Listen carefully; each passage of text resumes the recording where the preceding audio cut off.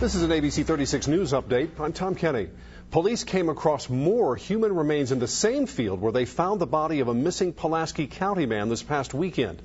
Investigators say they found more human bones at the scene where the burned remains of 21-year-old Kevin Price were found. ABC 36's John McGarry has the latest. Did the person or persons who killed Kevin Price and burned his body do the same to someone else? That's one of the questions investigators will try to answer after Dr. Emily Craig's discovery of a second left elbow bone. I mean, it's incredibly small, and I've already filtered through at least 1,000 bone fragments separating the two individuals. She'll have plenty of help from others, including an FBI evidence response team. But there's no guarantee they'll ever identify to whom the other bone fragments belong. We're dealing with very badly burned, very small fragments. The more evidence, the better, Craig says, but adds that one good tooth is worth more than a pile of fragments. Meantime, the father of the man whose murder led to the search hopes his family's tragedy helps another learn what happened to their loved one. Maybe this didn't have nothing to do with my son. Maybe it did. I don't know.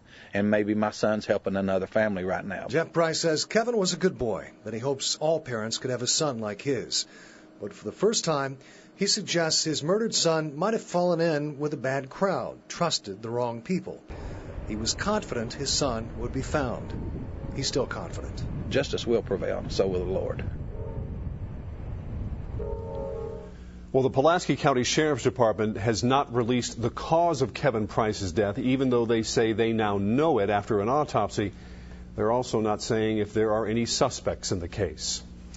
A family needs a new place to live after a Lexington apartment fire. It was in the 2400 block of Georgetown Street just before noon on Wednesday. One apartment's a total loss. The one next door was damaged by water and smoke. A man broke out a window. That let in oxygen, which actually fueled the fire and helped it spread. That man did cut his hand. His nephew couldn't believe what was happening. We ran drills in school and all that stuff, and I thought, no, that's never going to happen to me, but it happens every day, I guess. The Red Cross is going to help the family try to find a new place to stay. Lexington police arrested a man after a knife-point robbery of an employee here at this Shell station. This is at Nicholasville Road and Southland Drive.